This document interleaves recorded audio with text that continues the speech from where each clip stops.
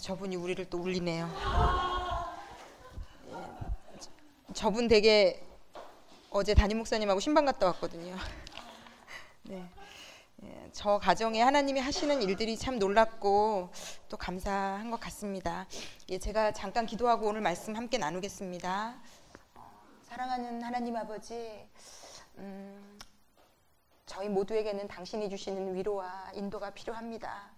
너무 모르는 영역들이 많고, 특별히 이 가정의 문제에 대해서, 남편과의 관계에 대해서, 아이를 키우는 것에 대해서 무엇 하나 만만하고 쉬운 것이 없는 그런 삶입니다. 하나님 아버지, 오늘도 이 말씀으로 우리를 좀 위로해 주시고, 우리가 우리의 남편들에 대해서 이해하면 할수록 그에 대한 긍휼과 존경과 하나님의 마음이 샘솟을 수 있도록, 아버지, 우리는 부족합니다. 그러므로 우리를 좀 도우시고 인도해 주십시오.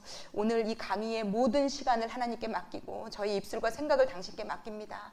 성령께서 주장해 주셔서 당신께서 이 사랑하는, 당신이 작정하고 여자로 이 땅에 태어나게 하신 이곳에 있는 정말 귀한 이 어머니와 아내들에게 하나님이 하시고 싶은 얘기들을 들려주십시오. 감사를 드리며 예수님의 이름으로 기도했습니다. 아멘.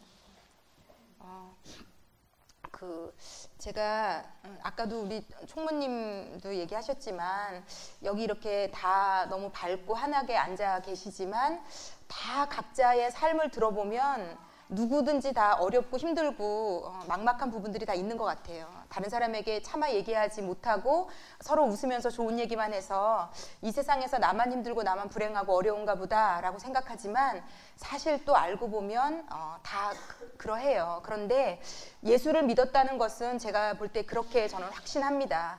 똑같은 어려움, 모든 상황이 전혀 변한 것이 없다 할지라도 예수를 믿는다는 것 자체가 내 삶을 살아갈 힘이 되고 능력이 되고, 내 인생의 어려운 일들을 바라보는 시야 자체를 바꿔주기 때문에 오히려 어려움이 기회가 되고 축복이 될 수 있는 삶을 살 수 있는 거라고 저는 믿습니다. 여기 이번 기수에 다들 교회를 다니시지만 예수를 믿는다고 해서 삶에 어려움이 없는 것 아니고요, 고난이 없는 것 아니고요, 힘든 일이 없는 것 아닙니다. 저도 제가 예수 믿고 저희 남편이 뇌졸중으로 쓰러지고 지금은 저희 남편을 장애인이라고 부른다는 것을 인정하는 것 자체가 참 쉬운 일이 아니에요, 사실은. 그런데 그럼에도 불구하고 그 고난과 위기는 저에게는 기회가 되었어요. 축복이 되었고, 지금도 그 고난, 어떤 그런 사실을 제가 제 삶에 어떤 저를 오히려 일으켜 세워주고 더 하나님의 것들을 받아 가질 수 있는 기회가 계속 되고 있거든요. 그래서 이곳에 있는 어머니들에게도 사실 이것을 공부한다고 내일 당장 내 가정이 바뀌고, 우리 남자가 내가 뭐 갑자기 존경해 주었더니 뭐 완전히 딴 사람이 되고, 여기 수많은 간증들이 나오지만 더디되는 가정도 있을 거고 빨리 이루어지는 가정도 있을 겁니다. 그래서 때로는 지금 이제 우리 이정원 자매 간증 들으면은 저 사람은 6개월하고 저렇게 눈물을 쏟는데 나는 1년을 다니고 2년을 다녀도 별 바른 것들이 없더라. 그런데 하나님은, 우리가 믿는 하나님은 신실하신 분이시고 우리를 사랑하시는 분이시라서 우리가 느끼기에 속도가 다르게 느껴질지 모르지만 역사하십니다. 그리고 제가 알기로 속도가 느리다고 여겨지는 가정이 있잖아요. 그런데 그 가정이 한번 회복되기 시작하면 회복의 속도가 더 빠를 수 있어요. 제가 갑자기 왜 하나님이 이런 마음을 주시는지 모르는데 좀 나누고 싶은 것은, 저희 교회에 10년 동안 남편이랑 신앙적인 것부터 모든 것이 안 맞아서 너무 고통하던 분이 계셨거든요. 제가 그 스토리를 그 여자분을 통해서 늘 들었기 때문에 언제 이 집은 끝나지? 이 우울함이, 이 남편과의 갈등, 이 아이는 막 그러니까 학교에서 막 탈선하기 시작하고, 막 여자인데 막 학교에서 너무 애들 패고 다니고 막 이래가지고 블랙리스트에 올라서 엄마 맨날 불려다니고, 남편 때문에도 힘들어 죽겠는데 매일 선생님한테 전화 와서 학교 가서 죄송합니다, 죄송합니다. 정말 이분이 피눈물을 쏟는 삶을 살았거든요. 그런데 남편은 그 10년의 기도 가운데 예수님께로 돌아왔고요, 결국은. 그리고 이분이 초고속으로 예수를 믿더니 지금 목사가 되셨어요. 그리고 아이들도 너무너무 이제 아름답게 잘 컸거든요. 제가 볼 때 그런 것을 볼 때 예수님 안에서는요, 그 길이 어떠한가는 그 안에 있으면 하나님이 하시는 일을 반드시 보게 됩니다. 제가 어제 새벽에 하나님께 말씀을 하나 받았거든요. 제가 요즘 일이 너무 많고 너무 바빠요. 제가 이제 이걸 나눠드리는 이유는 모든 분들 가운데 자녀의 문제가 있는 분, 물질의 문제가 있는 분, 시댁과의 문제가 있는 분, 관계의 문제가 있는 분, 어느 영역인지는 모르지만 문제가 있으실 겁니다. 그런데 이 문제가요, 하나님이 제가 지금 이번 주에 너무 바쁘고 너무 막 숨막히게 삶이 돌아가서 뭐 저희 친정 아버지는 또 아프셨는데 제가 알지도 못했죠. 큰딸이라 제가 너무 바쁘니까 연락 잘 안 하세요.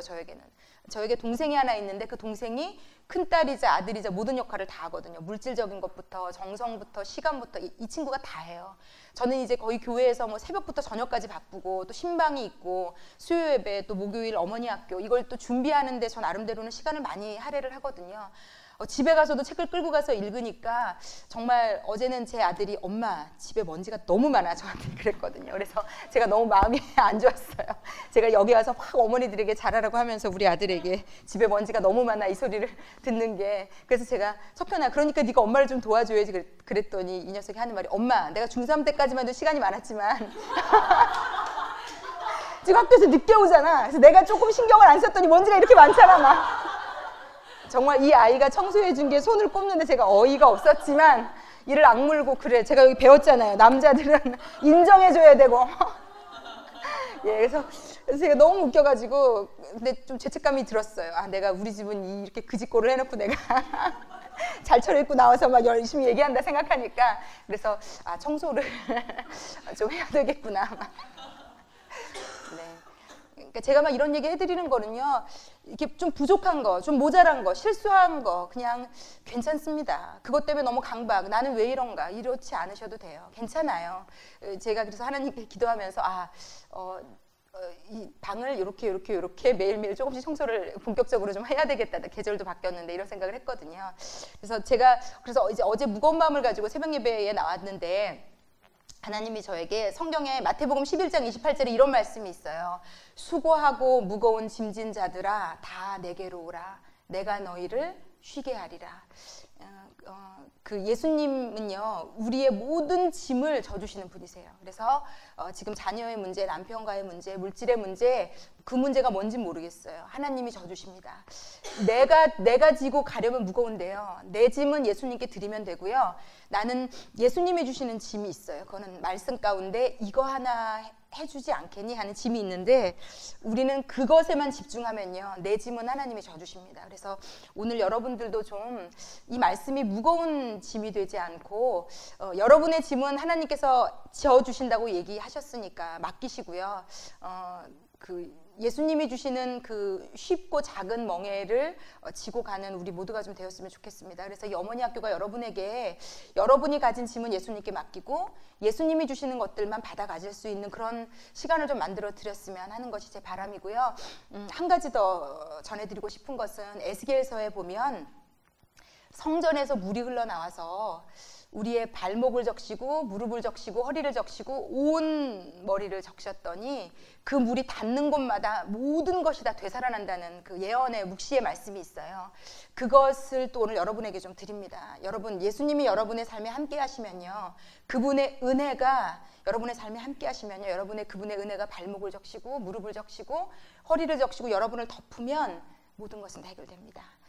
당장 상황은 바뀌지 않아도요 모든 것은 해결됩니다. 이미 제가 그것을 어제 경험했어요. 하나님 그래서 어제 제가 새벽에 울면서 하나님 제 짐을 당신께 드립니다. 사역의 짐, 가정의 짐, 제가 지고 있는 또 아이에 대해 미래에 대한 걱정 당신께 다 맡겨드립니다. 저는 그냥 당신이 주시는 짐만 지겠습니다. 그리고 어제 새벽에 회개도 하고 너무 울면서 기도하고 또 하나는 하나님께 울면서 기도했어요. 아버지 제 힘으로는 살 수 없으니까 당신의 은혜가 제 발목을 적시고 무릎을 적시고 허리를 적시고 저를 덮어달라고. 저는 당신의 은혜가 없이면 살 수 없다고. 그러고 기도를 막 새벽에 하고 났는데 힘이 정말 불끈불끈 솟고 제가 완전히 바뀌었어요. 지난주에 우리 성기민들 붙잡고 막 울었거든요. 제가 너무 힘들다고. 그랬는데 하나님의 말씀이 저를 위로하시고 기도하고 났더니 정말 제가 상황은 똑같아요. 그런데 제가 바뀌었더라고요. 그래서 여러분들도 여러분의 상황이 당장 안 바뀔 수 있습니다. 그렇지만 여러분이 바뀌면 게임 셋이에요. 제가 볼 때는. 그래서 좀 그런 시간이 되었으면 좋겠습니다. 제가 예, 하여튼 유튜브를 통해서도 이 강의를 들으시는 누군가에게 저는 이 말씀이 필요하지 않을까 생각하게 됩니다. 제가 지난주에도 강의 듣고 어떤 분에게 전화를 받고 지난주에도 하여튼 이렇게 좀 받으면서 제가 지금 하는 이 강의가 성령님의 인도하심 따라서 누군가를 좀 살렸으면 좋겠어요. 누군가의 마음을 좀 일으켜 세워주고 누군가에게 하나님의 은혜를 좀 흘려 보내주고 누군가의 절망하고 있는 아내에게 엄마에게 괜찮다고 할 수 있다고 너의 가정은 변할 거라고 바뀔 거라고 하는 그 하나님의 음성을 좀 전해드립니다. 자, 오늘은 제가 운동회 때문에 오늘 많은 분들이 못 오셨는데 제가 마음이 안타까운 것은 사실은 지난주는 이제 여자에 대한 거였고 이제 본격적으로 오늘 남자에 대한 것을 저희가 배워가는 거거든요. 그래서 제가 제목을 제 원고에는 하나님이 장착해 놓으신 내 남자의 특성이라고 제목을 잡았어요. 그래서 오늘 세 개를 나눌 건데 남자에게는 정복, 계급, 권위라는 특성을 하나님이 주신 거예요. 제가 예전에 이게 다 여자들이 남자에 대해서 반감을 가지는 영역들이거든요. 정복하는 그들의 욕구. 그래서 제가 말씀드리잖아요. 아들이랑 그 어린애랑 게임을 하면서도 안 지려는 막 정말 그 어린아이와도 같아서 우리가 쯧쯧쯧 왜 저래 막 우리는 눈치 봐가면서 슬쩍 빠지잖아요. 얘가 굉장히 감정적으로 이제 더 이상 내가 이기면 난리 난다 싶으면 그냥 슬쩍 알면서도 져주고 하는데 남자들은 그러지 않거든요. 그 안에 그런 정복에 대한 것들, 계급 의식들, 그리고 권위에 대한 것들을 하나님이 남자라는 존재에게는 장착을 해 놓으셨더라고요. 그런데 제가 이런 생각을 했어요. 왜 우리가 언제부터 정복이나 계급이나 권위에 대해서 반감을 갖게 되었을까? 이 책에서도 얘기하고 있는 것처럼 사실 아주 오랜 세기 전에는 사실은 우리나라만 해도 저희 어머니 시대가 아닌 저희 할머니 시대만 해도 남자면 모든 게 다 여자들이 친정 갔다가 시집 갔다가 친정에 오는 것도 부모님이 별로 안 좋아하시던 시대. 너는 그 집 귀신이다. 호적에서 파서 나갔으니 너는 뭐 그 집에서 죽어야 된다. 여자에 대해서 어떤 남자 위주로 모든 것이 돌아가는 것들이 아주 명확했던 시대들이 그 이전 세대는 다 그랬거든요. 동서양을 막론하고. 그런데 제가 볼 때 그건 하나님이 남자들에게 주신 것이었는데 많이 남용들을 하셔서 지금 그것들을 많이 잃은 시대가 된 것 같아요. 그런데 지금은 또 슬프게도 이것들이 너무 짓밟히는 시대예요. 남자들이 가지고 있는 이 정복욕이나 계급의식, 권위가 너무 짓밟히고 찍소리도 못하는 그런 시대가 되었어요. 그리고 초등학교 같은 데를 가면 이제 선생님들이 거의 다 여자예요. 한 학년 전체의 남자 선생님이 전교의 남자 선생님이 한 몇 명 될 정도이기 때문에 아이들은 안 그래도 아빠들은 바빠서 얼굴을 볼 수 없고 엄마랑만 사는데 학교를 가도 여자랑만 생활해야 되고 제가 볼 때 이 남자라는 존재에게 굉장히 치명적인 상태가 이 대한민국 땅에 지금 순환으로 이루어지고 있습니다. 그래서 1학년 선생님들이 여러분 이게 현실이에요. 1학년 선생님들일수록 초등학교 나이가 드신 분들이 이제 퇴직해야 되게 가까운 분들을 1학년으로 놓습니다. 왜냐하면 더 컴퓨터 업무나 더 어떤 능률이 필요한 어떤 많은 기기들을 다뤄야 되는 그런 복잡한 업무들은 젊은 사람들이 잘 다루기 때문에 고학년으로 다 올려보내고요. 1학년은 아무래도 첫 시작이고 별로 그렇게 이 아이들하고는 그런 것들을 하지 않기 때문에 정말 어떻게 보면 좀 찬밥인 분들이 많이 1학년으로 내려오는 것 같아요. 저희 아이 때도 명백히 그랬거든요. 그러니까 이 선생님들은 나이도 들고 제 1학년 때 저희 아이 담임이었던 선생님이 저에게 그렇게 얘기하더라고요.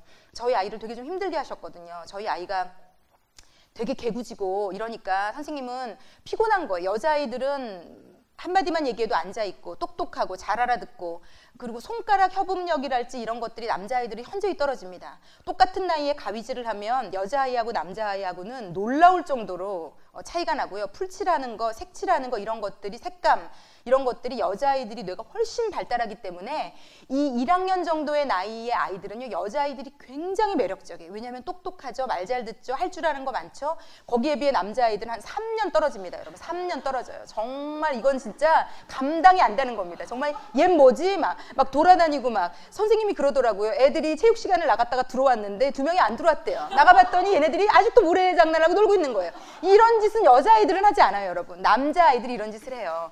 그러니까 선생님들이 여러분들이 한번 선생님이라고 생각해 보세요. 누가 더 예쁘겠나. 그러니까 특히 이 연세도 50대 중반줄이 돼서 이제 나도 갱년기인데 이 떠들고 돌아다니는 남자애들 싫은 거죠. 조용히 해. 가만히 있어. 그러니까 선생님들 입에서 가만히 있어 라는 말이 계속 나오는 거예요. 그런데 여러분 이 책을 보셨으면 아시겠지만 남자는요 가만히 있을 수 없는 존재예요. 이 정복을 한다는 것은 특히 고대 시대 이런 데는요 남자의 힘은요 사냥을 잘해서 얼마나 많이, 그러니까 남자는 액티브해야 되고요, 어떤 그런 정복욕이 있어야 되고요, 두려움이 없어야 되고요, 이렇게 해야 살아남을 수 있는 거거든요. 그래서 남자들의 밑바닥에는 얼마나 내성적이든지 외향적이든지에 상관없이 어떤 그런 정복욕이 다 있어요. 그런데 제가 왜 이런 얘기들을 나눠드리냐면 지금 대한민국의 이 시대와 문화가 또 여자 선생님들이 그 정복력, 어떤 그런 막 솟구치는 에너지를 다 누르고 있어요. 가만히 있어, 조용히 해, 얌전히 있어, 떠들지 마, 이렇게 해서 아이들을 그냥 아무것도 안 하면 잘하는 걸로. 근데 그건 여자애들이 잘하는 특성이거든요. 그래서 아들을 키우는 어머니들은 이 책을 읽으면서 남편에 대한 건 당연히 받아가셔야 되지만 아들에 대한 것도 좀 많이 생각해 보셔야 돼요. 아이들을 어떻게든지 물론 그렇다고 이 아이가 남에게 피해를 주고 남을 바도하고 남을 어렵게 하는 것을 참으시라는 건 아닙니다. 그건 절대 가르치셔야 돼요. 요즘 엄마들에게 또 떨어지는 것이 그런 감인데 절대 내 새끼가 이쁘다고 다른 사람을 불편하게 해서는 안 됩니다.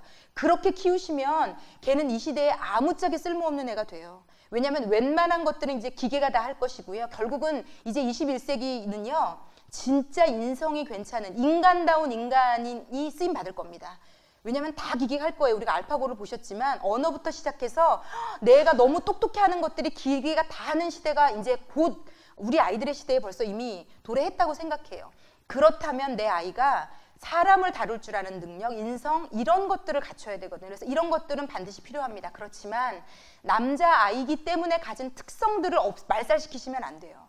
예, 그 아이의 것들은 잘 조정해 주시면 됩니다. 그래서 그것이 너무 필요해요. 제가 재밌는 얘기 하나 드리고 이제 시작을 하려고 하는데 제 아들이, 제가 이 책을 읽으면서 더 이해가 됐어요. 제 아들이 중학교 언젠지는 모르는데 한 몇 년 전부터 제가 뭘 시키면 엄마 주세요 라고 얘기하라고 하는 거예요. 이거 해주세요 라고 얘기하라는 거를 제가 되게 웃겼는데 석현아 이거 좀 가져와봐. 그럼 엄마 주세요 하면 내가 갖다 준다는 거예요. 그래서 제가 어이가 없었는데 그냥 귀엽게 봐줘서 주세요. 그랬더니 얘가 이제 이걸 맛을 들리더니 모든 일에 엄마한테 해달라고 부탁을 하라는 거예요, 저에게. 제가 근데 그 아들한테 이렇게 하는 거 처음에 좀 자존심 상하더라고요. 근데 그렇게 제가 해주면 너무 행복해하는 거예요, 얘가. 제가 그 심리가 이해가 안 됐거든요. 근데 제가 이 책을 읽으면서 이해가 됐어요. 그러니까 제가 그렇게 얘기하면 그게 너무 얘에게 기분 좋게 엄마에게 그걸 해줄 수 있는 동기가 부여가 되나 봐요. 너무 제가 이렇게 뒷모습을 보면서 좀 웃긴 거예요. 이제 이왕 해줄 건데 꼭 제 얘기를 확인을 하고 알았어. 그 다음에 이제 해주더라고요. 되게 유치하게 여겨질 수도 있는데 제가 볼 때 남자 안에 있는 욕구를 얘가 저랑 관계가 좋으니까 그냥 죽이지 않고 저한테 얘는 얘기를 표출을 한 거였더라고요. 그래서 엊그제도 뭐를 제 가방 좀, 석현아 가방 좀 집어줘. 엄마 너무 피곤해. 엄마 주세요. 그래서 주세요. 이거 유치원생하고 엄마들이 하는 거 아니에요? 그래서 했더니 너무 기분이 좋아하면서 얘가 이제 저의 그런 말 하나에 되게 자기가 남자답 어떤 그런 뭐라 그럴까요? 인정받는 어떤 대접받는 이런 느낌이 드나 봐요. 그래서 그냥 해달라 그럴 때까지 해줘야 되겠다. 제가 그런 생각을 가지고 있거든요. 그래서 남자라는 존재는 그런 것 같아요. 그리고 약간 저를 이제 좀 컸다고 약간 보호해주는 어떤 그런 상황이 되면 보호해주면서 되게 막 자기가 어떤 어제도 막 뭐죠? 분리수거 같이 하러 가면서 이렇게 막 뭐 잡고 막 이러면서 엄마 나와 내가 잡고 있을게 막 어떤 이런 거 어떤 그런 그러니까 남자는요 약간 장착돼 있는 것 같아요. 그런데 이제 중요한 건 제가 이걸 공부를 하고 있으니까 이런 생각을 했어요. 아, 이 아이 안에 이런 되게 막 보호해 주려는 욕구, 자기가 막 자발적으로 다 하려는 욕구가 다 남자는 있는데 아, 이 아이가 어떤 여자를 만나느냐에 따라서 이게 더 극대화가 될 수도 있을 것이고 이것이 사장될 수도 있겠구나라는 생각은 했어요. 물론 여자도 반대일 수 있어요. 내 딸이 어떤 남자를 만나냐에 따라서 더 남자를 존경할 수 있는 여자가 될 수도 있고 그렇지 않을 수도 있어요. 그런데 제가 어제 그걸 보면서 그러니까 저는 또 남편을 생각하게 되더라고요. 아, 이런 것들이 다 있는데 이것들이 나라는 여자를 만나서 더 좋아질 수도 있고 완전히 없어져서 바닥을 긁고 나에게는 아무것도 안 나타낼 수도 있겠구나. 결혼했다면 반 책임은 나에게 있다는 생각을 갖게 되었어요. 그래서 결혼했다면 그 남자 안에 있는 좋은 것들이 나올 수 있느냐 없느냐는 이제 우리에게도 책임이 있습니다. 예, 결혼하셨잖아요. 제가 늘 얘기하지만 여러분이 선택하셨잖아요. 예. 그리고 어차피 지금 또 이혼도 안 하고 살고 계시잖아요. 예. 그럴 거면 이제 어떻게 하면 더 잘 살 것인가가 우리에게는 숙제인 것 같아요. 그래서 오늘 이 세 가지에 대해서 함께 좀 나눠보겠습니다. 자, 먼저 222쪽 함께 펴보겠습니다.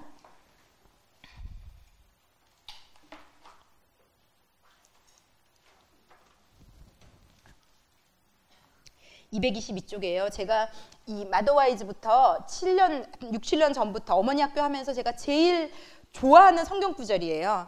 222쪽 맨 위에 잠언 14장 1절 말씀 있습니다. 이 말씀은 정말 새기십시오. 말씀은 진리고요. 이 말씀은 팩트고요. 이 말씀은 진짜예요. 그래서 이 말씀을 다 함께 읽겠습니다. 지혜로운 여인은 자기 집을 세우되 미련한 여인은 자기 손으로 그것을 허느니라. 예. 하나님이 여자가 집을 세울 수도 있고 허물 수 있다고, 이런 구절은 남자에게 지칭한 곳은 없어요. 여자에게만 지칭이 되어 있습니다. 그러므로 여자가 얼마나 지혜로운가가 그 가정 전체가 변할 수 있는 능력을, 그러니까 이렇게 생각하셔야 돼요. 왜 나한테만 이런 책임을 하나님, 이렇게 생각하실 일이 아니라요. 하나님은요, 하라고 하신 모든 곳에는 할 수 있는 능력도 동시에 같이 주시는 겁니다. 그러니까 이걸 어떻게 받으시면 되냐면, 나에게는 집을 세울 수 있는 능력을 하나님이 주셨구나, 나에게 있구나 라고 받으시면 됩니다. 그래서 여러분이 말씀을 알고 순종하고 실천하는 정도에 따라 여러분의 가정이 살 수 있을 거라고 생각합니다. 제가 너무 놀라는 것은, 여기 교회 안 다니는 분도 있으실 수 있지만 하여튼 하나님은 인격체이시고 우리가 이렇게 서로가 서로를 마주대하고 대화하는 것처럼 매일 교감할 수 있거든요. 예, 여러분이 예수 믿는 경지가 적어도 여기까지는 반드시 도달하셔야 돼요. 그래도 나는 일요일에 교회 갔어, 이건 아무것도 아니에요. 우리가 믿는 하나님은 여타 종교와 달라요. 불교, 여타 종교는 하라는 대로만 하면 돼요. 1000번 절해라. 그러면 정말 이를 악물고 마음을 다해서 1000번 절하면 뭔가가 이제 약속한 게 있어요. 그리고 예를 들어 뭐 어떻게 하면 어떻게 약속한 게 있고, 이슬람에도 남자들이 막 그런 그 테러 같은 거를 일으키면서 목숨을 버릴 수 있는 게 그렇게 가르치거든요. 네가 그렇게 해서라도 목숨을 버리면 너는 진짜 이런 상급이 있어. 그러니까 어떤 해야 되는 것들을 가르치거든요. 그런데 여러분, 기독교, 예수를 믿는 것은요, 그런 것이 전혀 해당 사항이 없습니다. 내가 정말 내 욕구를 모두 무시하고 내가 그래도 일요일에 교회를 매주 갔잖아, 이거는 아무것도 아닙니다. 예, 하나님과 인격적으로 여러분이 여러분의 자식과 교감하는 것처럼, 우리가 서로 아는 사람들이 교감하는 것처럼 하나님을 믿는다는 것은요, 인격체와 교감하는 겁니다. 그래서 그 인격체가 얘기를 하세요. 말씀을 통해서. 제가 기도할 때 말씀을 주시는 것처럼 여기까지 되시면요, 예수를 믿는 것이 여러분 인생의 어마어마한 능력이 됩니다. 정말 능력이 돼요, 그 자체가. 그래서 여러분들이 신앙생활을 열심히 하셔야 됩니다. 이것이 어느 정도 갑자기 어느 순간 내가 지성을 들였더니 이루어지는 게 아니고요. 성경 공부하셔야 되고요. 열심히 말씀 보셔야 됩니다. 이해가 되지 않더라도. 특히 여기 뭐 새가족이나 1:1 하시는 분들 열심히 하셔야 됩니다. 그 말씀을 공부해가는 과정 가운데 하나님을 알게 되고, 그러면 이제 인격적인 교류가 언젠가 이루어지실 겁니다. 그래서 그것이 내 목표가 일단은 되셔야 됩니다. 그냥 교회만 다니시는 분들은 제가 정말 간절히 부탁드리는 것은, 그냥 몸만 교회에 갔다 오는 것은 아무 의미가 정말 없습니다. 그걸 예수 믿는다라고 얘기할 수 없습니다. 뭐 아무 역할도 안 될 수 있습니다. 어찌되었건 그렇게 예, 제가 이걸 또 왜 이렇게 열심히 설명을 했죠? 네.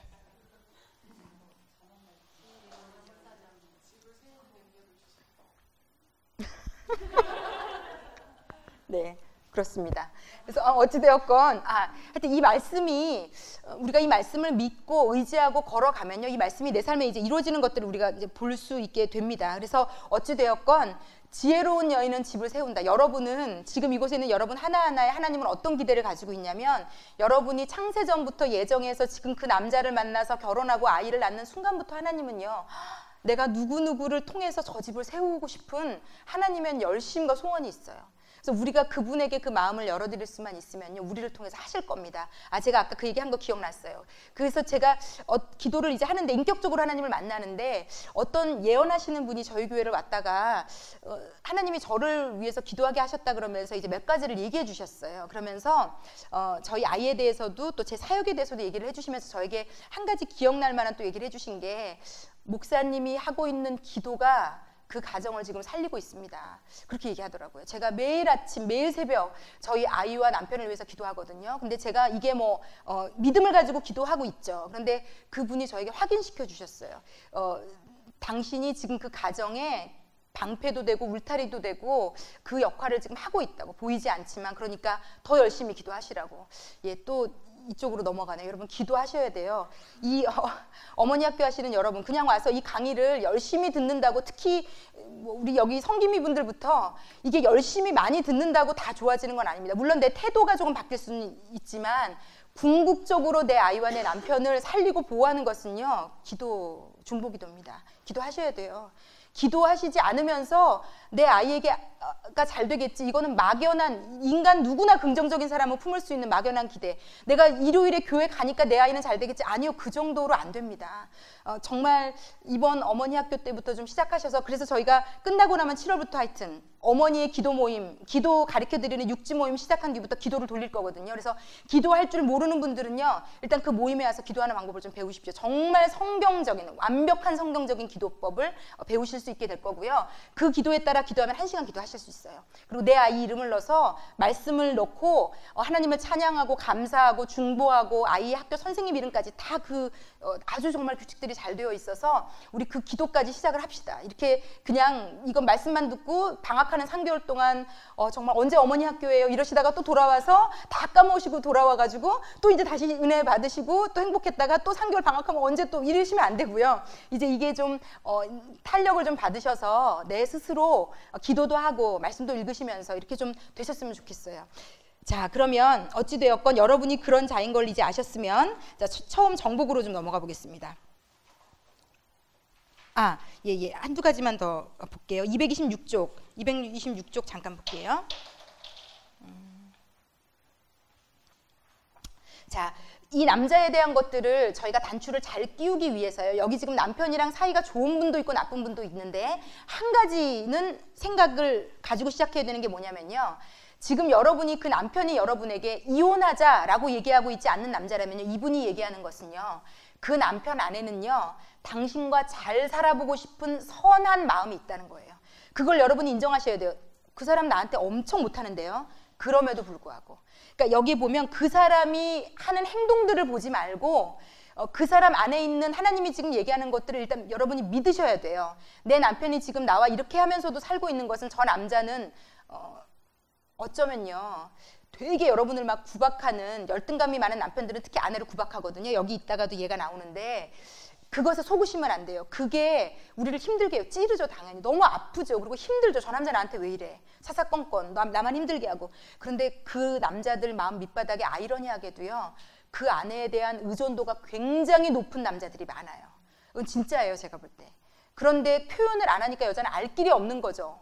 그런데 진짜 그러해요. 그래서 역으로요, 그렇게 열등감이 많아서 아내를 들들 볶는 남자들은요, 진짜 여기 나온 것들을 조금만 실천해 주시면 제가 볼 때 저는 효과를 볼 거라고 저는 장담해요. 그 남자는 그런 것들이 지금 너무 부족해서 아내에게 그것들을 다 돌리는 거거든요, 지금.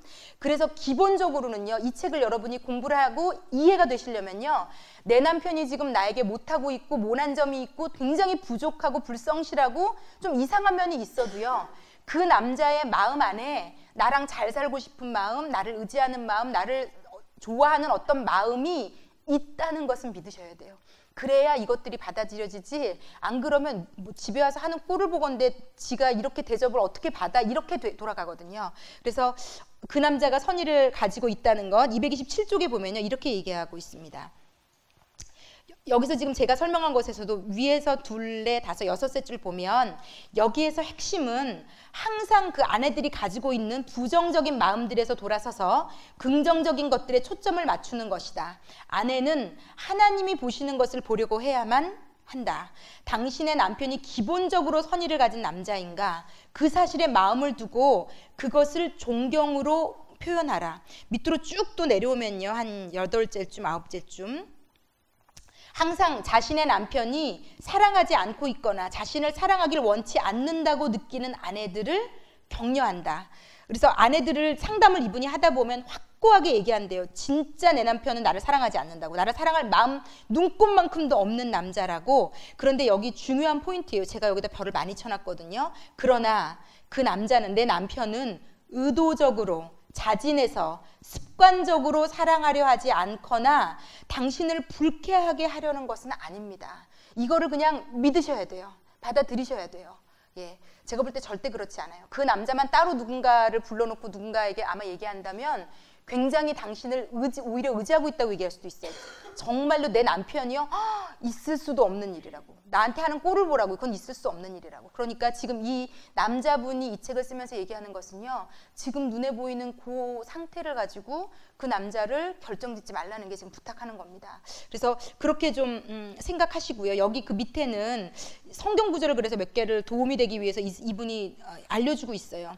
모든 사람, 마음에는 원이로되 육신이 약할 수 있어요. 여러분의 남편들이 아마 매일 결심할 수 있어요. 내가 왜 아내한테 이렇게 소리를 지르지? 왜 이렇게 아내한테 어깃장을 놓지? 그렇게 하지 말아야지. 그런데 이 상처가 많거나 열등감이 많은 남자들은 이게 제어가 잘 안 돼요. 그래서 이제 이 방법들이 정복, 계급, 권위, 여기서 얘기하는 것들을 이제 북돋아주는 거 외에는 방법이 없습니다. 이런 남자들을 치료하고 회복시키는 데에는. 그래서 그것이 중요하다는 것. 그리고 뒷장으로 넘어가 볼게요. 예, 여기 또 맨 첫째 줄에 나와 있어요. 남편이 화가 나게 하고 고집을 부릴 때 아내는 그가 자신에게 고의적으로, 그러니까 상처를 입히려는 것이 아님을 깨달아야만 한다. 그래서 저가요, 이런 것들을 받아들이면서 저희 남편이 가끔 짜증낼 때 있거든요. 왜냐면 저희 남편이 되게 선한 사람이에요. 그런데 이제 육체적으로 불편하다 보니 얼마나 쌓이는 것들이 많겠어요. 그러니까 가끔씩 좀 어깃장을 놓거나 짜증을 낼 때가 있어요. 그러면 여자들은 전구가 다 꺼지잖아요.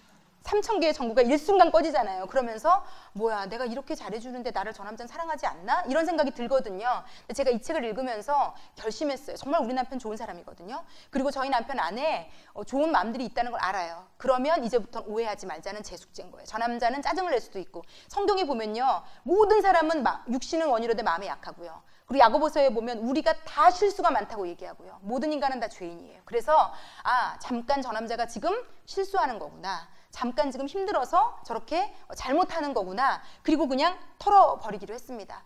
이 책을 공부하면서 저에게는 굉장히 개인적으로는요, 실천적인 많은 유익들이 좀 저에게는 오거든요. 그래서 그렇게 하고 났더니 어제도 별거 아닌 걸로 좀 그랬는데 제가 너무 쉽게 지나가니까 아무렇지도 않았어요. 저희 남편과의 관계에 제가 그것을 그냥 아무것도 아닌 하나의 사건, 해프닝으로 그냥 딱 치부하고 넘겨버리니까 언제 그랬냐는 듯이 남편과 아무 문제가 없었어요. 그런데 예를 들어서 그것을 제가 해프닝으로 넘기지 않고 따지고 들고 그것을 갖고 집요하게 파고 하지 않았더니 굉장히 괜찮았습니다. 그래서 여러분에게도 좀 이렇게 말씀드리고 싶고요. 남편의 존경하려는 우리의 마음을 시험하려는 많은 사건들이 일어날 겁니다. 그래서 그런 것들이 좀 잘 도전을 극복하셨으면 좋겠고요. 그리고 230쪽으로 넘어가 보겠습니다. 230쪽에 보면 되게 재밌어요. 남자들은요, 자기가 늘 운전석에 앉은 것처럼 생각하고 어떤 자리가 있으면 제일 상석에 높은 자리에 앉은 것처럼 생각하고 이런 게 장착돼 있대요. 그래서 이거는요, 되게 웃기네. 어쩜 잘난 척, 우리가 나쁘게 느끼면 뭐 교만하고 거만하고 이렇게 느낄 수 있는데요. 이렇게 운전석에 앉았다는 것, 상석에 앉았다는 것은요, 자기가 그만큼 책임감을 가지고 있다는 뜻도 동시에 돼요. 제가 정복이라는 것 공부하면서 그걸 알게 되었어요. 그래서 이런 욕구를 저희가 이제 북돋아줘야 되는데, 여기 보면 그 아주 작은 글씨들부터 하나, 둘, 셋, 넷, 다섯째 줄 위로 올라가면요, 그 작은 글씨, 저희는 제가 존경을 실천하기 전까지는 그 위로부터 하나, 둘, 셋, 넷, 다섯째 줄 위입니다. 제가 이제 읽어보겠습니다. 지금 앞으로 다룰 그 5가지 개념들, 6가지 개념들에 대해서 얘기하는 겁니다. 당신은 남편의 존재에 대해서 그리고 하나님이 그를 어떻게 만드셨는지, 그리고 만약 아들이 있다면 당신의 아들이 어떻게 만들어졌는지에 대해서 우리가 이 6가지를 공부하면 좀 더 명확한 그림을 얻게 될 것이다. 그리고 여러분이 실제로 진짜 도움을 받으셨으면 좋겠어요. 저는 너무 도움이 되더라고요. 그리고 이러한 개념들을 실천해 보게 될 때 당신은 많은 지금 여기서 간증하는 아내들이 경험했던 기쁨을 얻게 될 것이다. 예, 이것을 소망하며 시작합시다. 예, 이것을 소망하며 시작합시다. 자, 그러면 정복으로 넘어가 보겠습니다. 자, 정복, 그 다음 장입니다. 233쪽. 남자들에게는 하나님이 주신 특성 중에 정복이라는 게 있습니다. 이 작은 정복이라는 제목 밑에 써진 작은 글씨 다 함께 읽겠습니다. 일을 하고 성취를 이루려는 그의 욕구를 고맙게 여기라. 모든 이 세상의 남자에게 하나님이 주신 장착해 놓은 특성이 있는데요. 마치 그 엄마에게 모성애라는 것이 자동적으로 주신 것처럼 모든 남자는 일을 하고 성취를 이루려는 욕구가 있어요. 그래서 우리가 하나 정확하게 알아야 되는 것은요. 남자에게 일은 자신 자체예요. 여자는 그렇지 않아요. 여자 중에서도 그게 강한 사람이 있기는 있습니다. 그렇지만 남자만큼은 아니에요. 남자는 일과 자신을 동일시해요. 그래서 정체성이 그것과 같기 때문에 직장에서의 모든 상황들, 일들이 이 남자를 죽이기도 하고 살리기도 해요. 그런데 우리는 사실 그렇게 못 여겨서 그 일 때문에 또 남자랑 싸우기 시작하잖아요. 그래서 그 부분에 대한 것들을 좀 여기서 얘기를 해주고 있는데, 남자에게 일은 너무 중요하고요. 남자는 그 일, 명예를 위해서 죽을 수도 있는 존재고요. 그리고 그러니까 이런 거죠. 여자는 남편이 곧 나고 여자는 아이가 곧 나예요.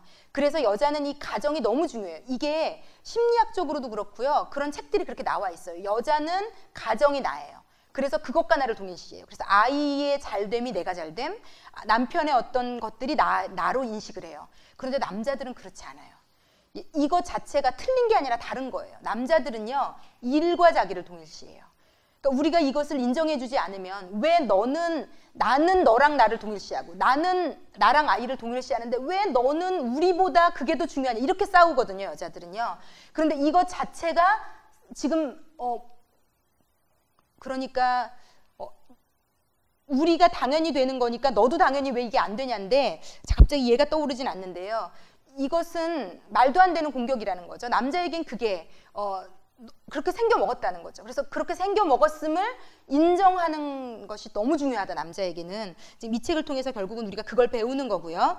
233쪽 위에서부터 둘레, 여섯, 일곱, 8째 줄부터 정복은 이라고 써 있는 곳부터 제가 읽겠습니다.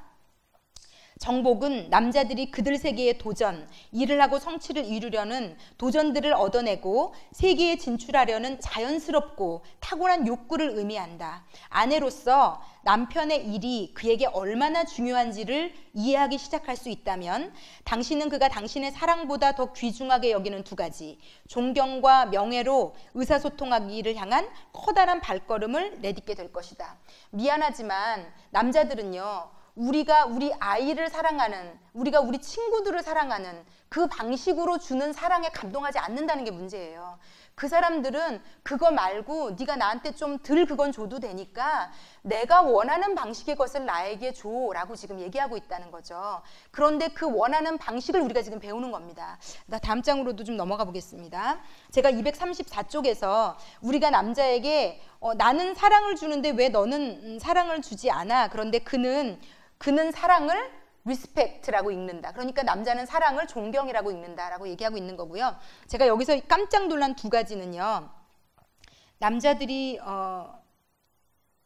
여기가 아니고 다른 페이지에 나오는군요. 네, 234쪽에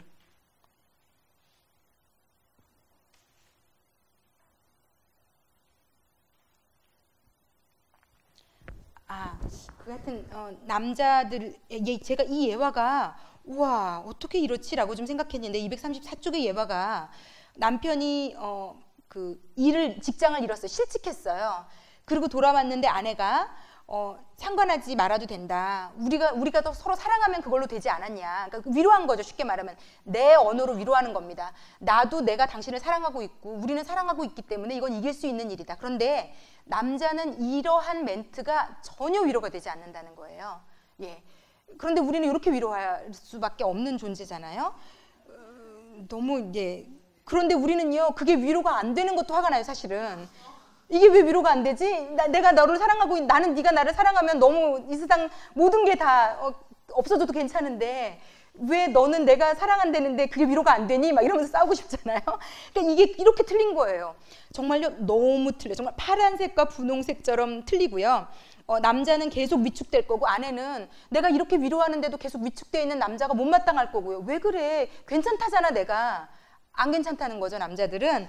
그러면서 분홍색은 편안함을 위해 노력하지만 남편의 편안함을, 파란색은 그녀의 이에게 화가 난다.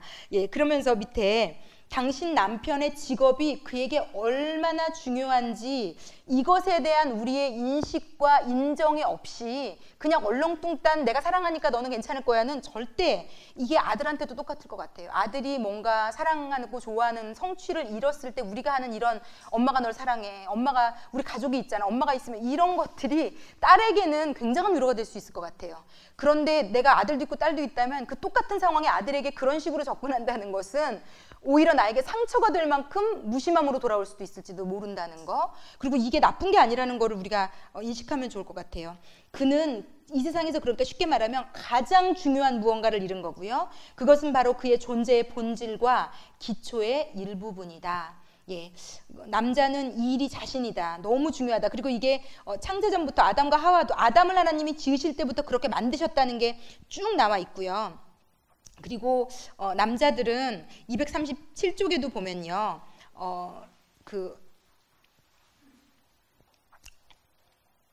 236쪽 맨 밑에서 넷째 줄도요, 태초부터 남자는 일터에서 일을 하고 자신의 가족을 위해 무언가를 공급하도록 명령받았다. 남자는 모험과 정에 몰입하고자 하는 깊은 욕구를 가지고 있어요. 이것은 그에게 선택이 아니고, 그러니까 저희는 남편에게 왜 가족을 선택해야지, 너는 자꾸 일을 선택해, 나야 일이야, 이렇게 되는데, 여러분, 남자에게 이것은요 선택이 아니고 그냥 특성인 거예요. 장착돼 있는 것을 떼어내라는 것과 똑같은 거예요. 그러니까 이건 말이 안 되는 거라는 것, 이게 너무 저희에겐 지금 어려운 거라 제가 자꾸 얘기 드리는 겁니다. 이게 다른 언어예요. 마치 이것은 우리가 남자에게 일이야 나야 라고 물어보는 것은요, 우리가 한국말을 하면서 몽골말 하는 사람에게 너는 왜 한국말을 못하니? 라고 따지는 거랑 거의 비슷할 만큼의 수준이도 될 수 있다는 거죠. 그래서 남자에게 일을 줄이게 하는 방법은 일이야 나야로는 어림도 없는 일이라는 거죠. 그렇게 접근해서는 더 오히려 남자를 일에 몰두하게 쫓는 역할을 하는 것밖에는 안 된다라는 거고요. 여기 보면 남자들은요, 사람을 만났을 때 그 사람이 무슨 일을 하는지를 제일 궁금해한대요. 왜냐면 그게 자기의 정체성이니까 그걸 가지고 자기를 드러내기도 하고, 또 그래서 변변치 않은 일을 하는 사람은, 남자들 교회에 와서도요, 여러분, 좀 변변치 않거나 일을 잃었거나 이런 사람들은 아내 따라서 교회 오기 싫어해요. 왜냐면 남자들은 알거든요. 일 이꼴 난데 내가 변변치 않은 일을 할 때 남자들의 모임에 가서 내 존재 자체가 가치가 없게 여겨진다는 걸 알기 때문에 남자들은 나서기 싫어하고 나가기 싫어하고 이런 것 같아요. 그래서 우리가 그 마음을 좀 이해해야 될 거예요. 여자들은 제가 볼 때 그런 상황에도 그래도 남자들보다는 괜찮은 것 같고요.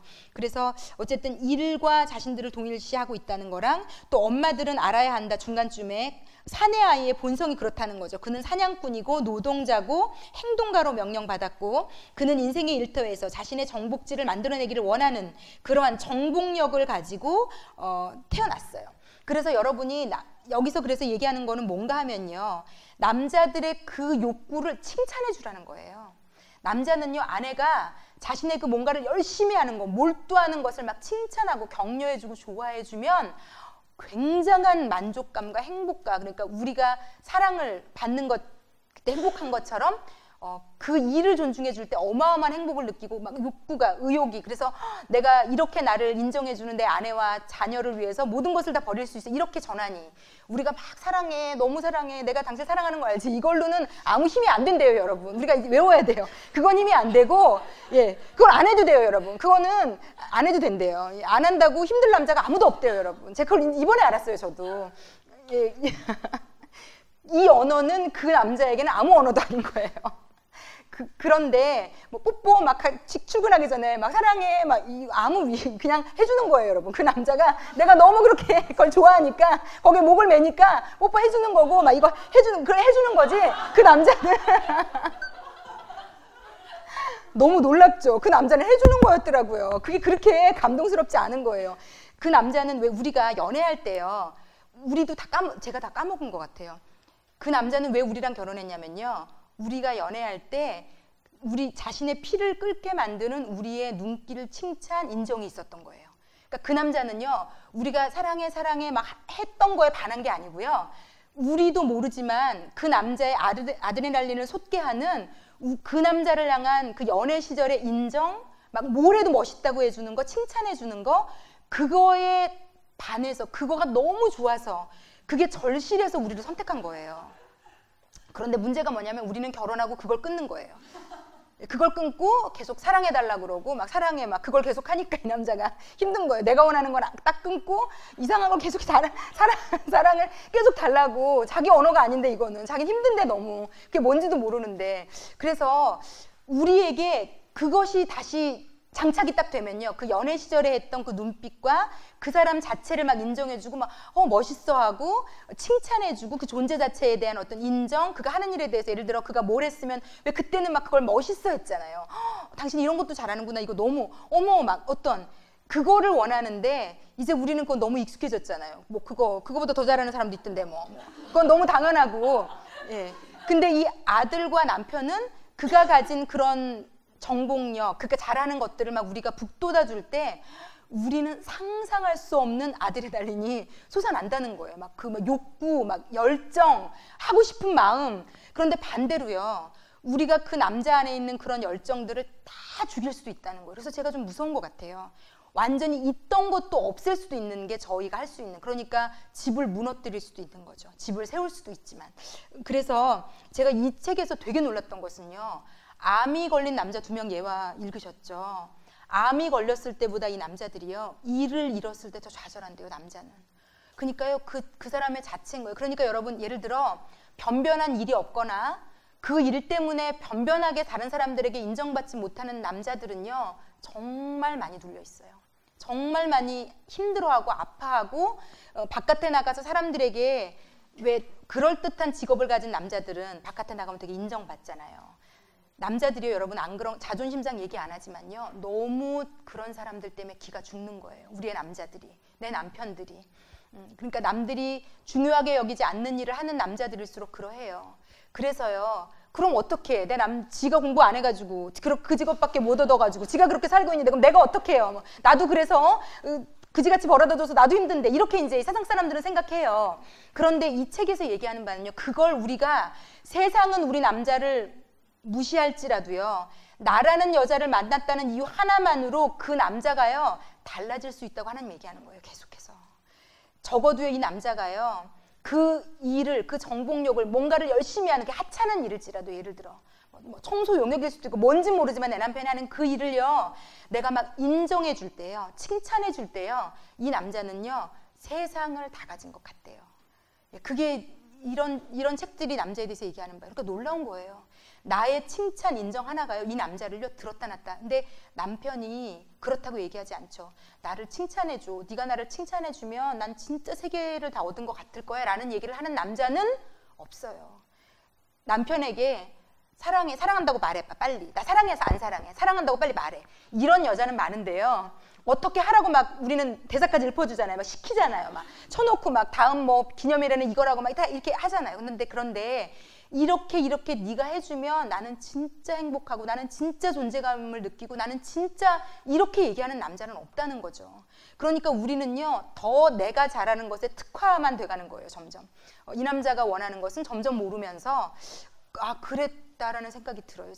제가 그렇게 박터지게 남편과 싸웠던 시절에 내 남편의 이것들을 다 짓밟았구나. 내 멘트로, 내 눈빛으로, 내 말로 우리 남편의 이런 어떤 존경받고 싶은 마음을 무참히 짓밟고, 되게 그 사람이 아팠겠구나. 나는 그게 중요한, 그거야 뭐 어때? 우리가 사랑만 하면 되지. 그러니까 자꾸 사랑 쪽으로 이 사람을 끌어오려는, 내 위주로 했구나.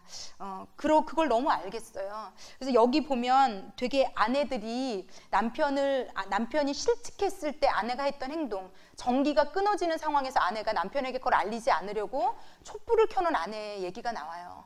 그런데요, 이 남자가요 너무 감동해요. 그리고 제가 이 책을 읽으면서 또 뭉클했던 게 아내가 여보 열심히 일해줘서 너무 고마워요. 그러니까 남자들은 어떨 때 힘드냐면요, 아이랑 부인이 자기는 당연히 나가서 돈 벌어온 존재라고 그냥 여길 때, 그거 모든 남자들이 다 하는 거 아니야? 뭘 그걸 가지고 유세를 떨어? 어떤 그런 태도, 그런 마음을 고스란히 전달할 때, 아이랑 막 놀면서 갔다 와, 막 애들이랑 엄마랑 너무 끈끈하고 막 너무 친하고 막 이 둘과 이 셋은 막 세상에 둘도 없는 끈끈한 존재인데, 이방인, 돈 벌어다 주는 사람, 들어와도 뭐 그냥 뭐 자기 방에 들어가서 혼자 자거나, 요즘 남자들은 더 그렇게 돼 있는 것 같아요. 애들이랑 엄마가 자고 그냥 그리고 아침에 그냥 일찍 일어나고 밥이라도 챙겨주면 다행이고, 만약에 남자 입장에서 우리가 이렇게 생각할 때 되게 불쌍하다라고 생각이 되어지고요. 만약에 이 책에서 자꾸 질문해요. 네 아들이 장가 가서 지금 너 같은 아내를 만나서 그렇게 산다면 너의 마음은 어떻겠니? 라고 물어봐요. 예, 과연 마음이 좋을까? 전 마음이 아플 것 같아요. 저같이 바쁜 여자 만나가지고 마음이 아플 것 같아요. 예, 내 아들을 보면서 마음이 아플 것 같아요. 왜? 우리가 아들을 얼마나 사랑하면서 키웠는데, 그렇잖아요. 너무너무 사랑하면서 애틋하면서 키웠는데, 내 아들의 부인은 내 아들을 손톱에 때만큼도 여기지 않고, 돈 벌어오는 건 당연하고 뭐든지 당연한 거예요. 잘하는 건 다 당연해. 그런데 못하는 건 너무 못한다고 난리 미워하고 마음 주지 않고, 그러면서도 돈은 계속 벌어오는 게 당연하고. 왜 그게 당연할까요? 우리가 언제부터 이게 이렇게 당연하게 되었을까요? 여러분에게 제가 해드리고 싶은 얘기가 생각이 났어요. 우리 늘 이영은 집사님이 그렇게 얘기해요. 우리 이영은 집사님은 남편분이 정말 소천하셨거든요. 그러니까 돌아가셨는데, 이 남편이 돌아가신 분이 이런 사역을 한다는 거는 세상에서 있을 수 없는 일이에요. 여기 맨날 남편 얘기만, 지금 제가 4주째 남편 얘기만 해요, 지금. 근데 집사님은 그럼에도 불구하고 지금 여기서 엄마들 위로하시고 들어주시고 너무너무 이 사역에 가장 중요한 분이시거든요. 근데 저분이 예전에 하신 얘기가 있어요. 여러분들은 저녁에 남편이 좀 오늘도 밥 좀 먹고 들어오지, 지금 몇 시인데 들어온다고 전화해. 그러면 짜증나잖아요. 안 들어올 줄 알고 애들이랑 다 맛있는 거 해먹고 나는 이미 다 설거지 끝냈고, 이제 우리는 이제 평안히 이제 잠들 준비를 하고 있는데, 그 이방인이 조용히 들어와서 잘 것이지 밥을 해달라고 저녁에, 너무 짜증나잖아요. 그런데 그것 때문에 막 신경질 내고 짜증내는 엄마들에게 예전에 책에서도 그런 게 나와 있었고, 우리 집사님도 밥 해주고 싶어도 해줄 사람이 없는 사람도 있다, 이렇게 얘기하시더라고요. 정말 이게 저분이 얘기하니까 이걸 진짜 얘기해드릴 수 있는 거지, 이게 그렇다는 거죠. 근데 제가 그것과 마찬가지인 얘기를 여러분에게 해드리려고 해요. 저희 남편이 뇌졸중으로 쓰러지고 나서 일을 지금 하지 않아요. 정기적으로 하는 일이 없어요. 왜냐하면 이제 일을 많이 알아봤거든요. 장애인 쪽으로도 많이 알아보고. 그런데 이제 이게 문제가 되는 게, 이제 뇌졸중이라는 것은 뇌 쪽에 이제 문제가 있었던 병력이 있는 거고요. 또 하나는 저희 남편이 지금 왼손을 전혀 못 써요. 그러니까 이게 공부를 안 한 거는 괜찮은데요, 두 손을 못 쓴다는 거는 거의 모든 일에 제약을 받아요. 컴퓨터를 해도 그렇고 모든 일에 두 손을 못 쓰는 것은 어마어마한 제약. 그리고 똑같은 공간에서 직원들이 있어도 아무것도 못하는 사람인 거예요. 뭘 들 수가 없잖아요. 그렇기 때문에 하여튼 굉장히 이제 막 위축되고 좀 힘들었었어요, 저희 남편이. 그런데 저희 남편이 이렇게 아픈 과정에서 예수를 뜨겁게 만났거든요. 그러면서 이제 완전히 다른 사람이 됐어요. 되게 내성적인 사람이고, 제가 볼 때 원래 예수 만나기 전이었다면 저희 남편은 이 뇌졸중 걸린 사람들에게 그 다음 찾아오는 병이 우울증이에요. 특히 남자들이. 왜냐하면 아무것도 할 수 있는 게 없다는 걸 알고부터, 저희 남편이 만으로 37세에 쓰러졌으니까, 제가 저희 남편 막 대소변 갈고 막 이렇게 한 달을 보내면서 그 병실을 드나들면 그 앞에 나이를 적어 놓는데, 제가 어느 날 그 앞에 딱 섰는데 되게 만감이 교차하더라고요. 37이라고 딱 써 있는 걸 읽으면서, 와, 이렇게 젊은 나이에 우리 남편은 쓰러졌구나, 이런 생각이 들더라고요. 그래서 제가 보바스라는 그 왜 경부고속도로 가다 보면 보이는 병원에 오래 있었는데, 거기 제가 37살이었는데 그 어머니들 중에 제가 제일 막내였기 때문에 다들 저를 새댁이라고 불렀어요. 결혼한 지 15년도 넘었는데, 새댁 일로 와봐, 이거 좀 먹어봐, 막 새댁. 저보다 다 보통 거기 쓰러져서 오신 분들이 저보다 연배가 한 10년 이상씩 많았어요. 그래서 저를 막 되게 예뻐해 주시고, 제가 맨날 성경 읽는다고, 저 새댁은 뭘 하는지 모르지만 맨날 성경 읽는다고 막 이러고 그랬거든요. 그때는 제가 전도사라는 얘기 못 하겠더라고요. 저희 남편이 이러고 앉아가지고 제가 저를 전도사라고. 근데 뭐 하여튼 성경 읽고 이제 기도하고 이런 것들은 그분들이 보셨는데, 어찌되었건 저희 남편이 예수님을 만났기 때문에 우울증이 안 걸리더라고요. 왜냐하면 100% 우울증 걸릴 사람이에요. 왜냐하면 그 뇌졸중으로 쓰러진 계기도 가장 친한 친구한테 그 돈을 대줬는데 그게 이제 사기를 당하고 또 그러니까 사람도 잃고 돈도 잃고 저희 남편이 그걸 감당할 수가 없었어요. 그러니까 돈만 잃으면 괜찮은데 이게 평생 친구였거든요. 친구를 이걸 2개를 동시에 잃으니까 이 사람이 거의 매일 소주 한 병씩을 마셨던 것 같아요. 그러면서 안 나오던 교회를 저를 따라서 다니더라고요. 그리고 예전에는 친구들 만나서 풀었는데 전화를 해서 언젠가부터 저를 나오라고 하고 막 달라지기 시작하더라고요. 그러면서도 매일 소주는 한 병씩 마셨는데 어느 날 쓰러진 거거든요.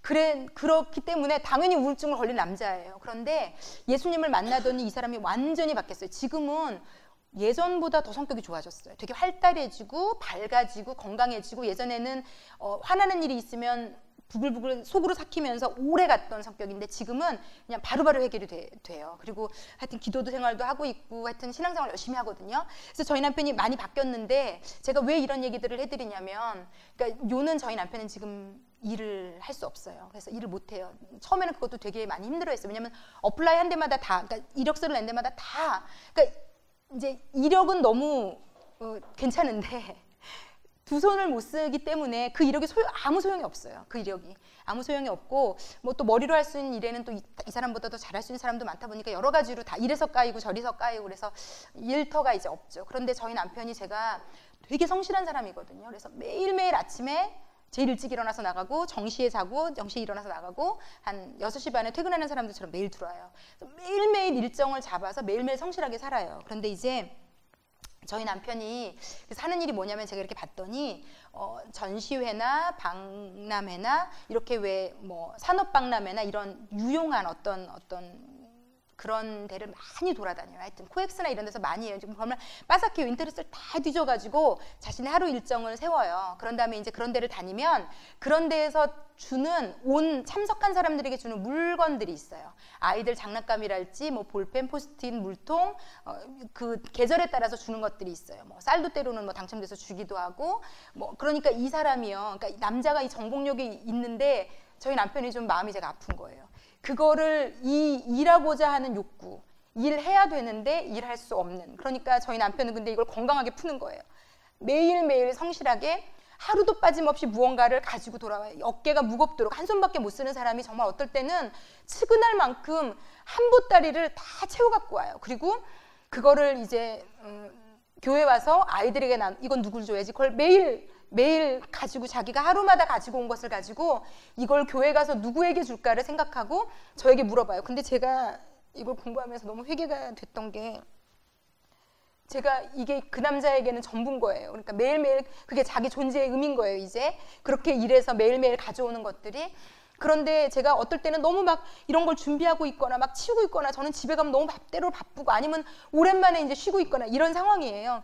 그런데 이제 저한테 와서 이건 누굴 줄까 저건 누굴 줄까 맨날 물어봐요. 그러면 어떨 때는 진짜 솔직한 심정으로 아우 요즘 세상에 저거 누가 고마워한다고 저거 막 별것도 아닌 저 칫솔 치약 누가 주면 고마워한다고 이걸 누가 줄까 물어보는데 마음이 어떨 땐 바쁘고 이럴 때는 그냥 둬 나중에 누구 줄 사람 있겠지 제가 막 이랬었거든요. 근데 너무 제가 그게 미안해요. 그래서 언젠가부터 제가 그러면 너무 상심하는 거예요. 그래서 제가 이게 그렇게 상심할 일인가 할 정도로 상심하는 거예요. 제가 알았어요. 이걸 공부하기 전에 이미 표정으로 이제 감지가 돼서 기도하면서 저 사람에게 뭔가 이게 지금 의미가 있다는 걸 알게 됐어요. 그래서 그 다음부터는 제가 화장품을 샘플이나 이런 걸 얻어올 때는 막 또 저에게 해줄 수 있는 게 별로 없잖아요. 그러니까 되게 막 기뻐하면서 와요. 그래서 야 오늘은 네 거 받았다 이러면서 와요. 그런데 이제 제가 그래서 이것에 반응하기로 제가 이제 언젠가부터 작정했거든요. 그래서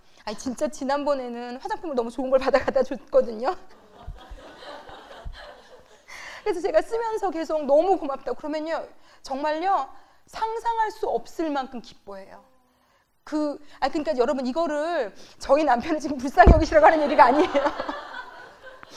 여러분 우리 남편에 맞게 제가 지금 그거를 대응하는 거고요. 여러분도 여러분 남편에게 맞게 여러분의 남편도요 다 상황만 다르지 똑같을 수 있다는 거예요. 여러분이 그가 하는 일의 그 욕구, 인정받고 싶은 마음을 인정해 주라는 거예요. 저는 이 사람이 할 수 있는 게 이거밖에 없으니까 저는 이것을 인정해 주기로 했어요. 이것을 기뻐하기로 했어요. 그래서 이거 자 나 가져가도 돼? 이제 그래서 저희 남편이 그 다음에 매일 정말 도토리 모으듯이 다람쥐가 모아서 저희 지금 베란다 쪽에 그게 막 쌓이고 있는데 저희 남편은요 그걸 가지고 뭘 하냐면 몽골에 보내고 저희 선교사님들을 너무 아껴요. 저희 남편이 선교사님들이 한국으로 오면 꼭 선교사님들을 밥을 사주고 대접을 하거든요. 그리고는 그 선교사님들 아프리카의 아이들에게 필요한 거, 부채가 필요하다, 물통이 필요하다, 그거를 아프리카 이렇게 해서 계속 모아요. 몽골에는 아이들이 이런 걸 좋아한다, 저런 걸 좋아한다 그러면 몽골 섹션이 있어요, 우리 집에. 그래서 그거를 계속 모아요.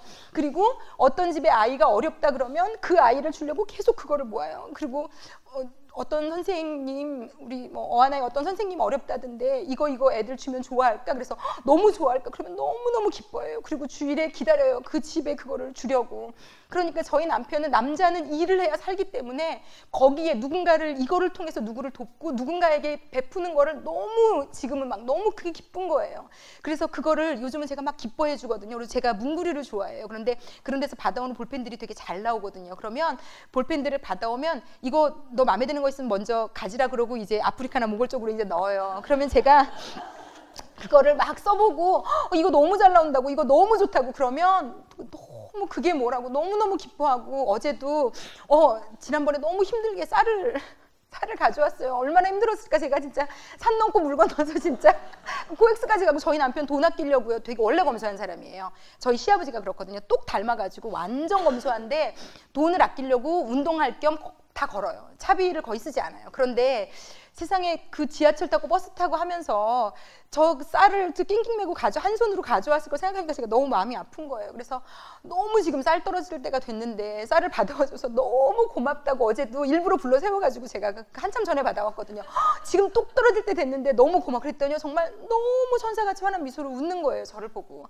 그러니까 저희 남편의 존재감이 막, 그리고 왜냐면 저희 남편이 한동안 힘들어했어요. 왜냐면 아들이라고 하나 있는데 너무 아들을 사랑하거든요. 근데 아빠로 해줄 수 있는 게 없어요. 같이 축구를 해줄 수를 있나. 그러니까 너무 이 사람이 그게 마음이 아팠던 것 같아요.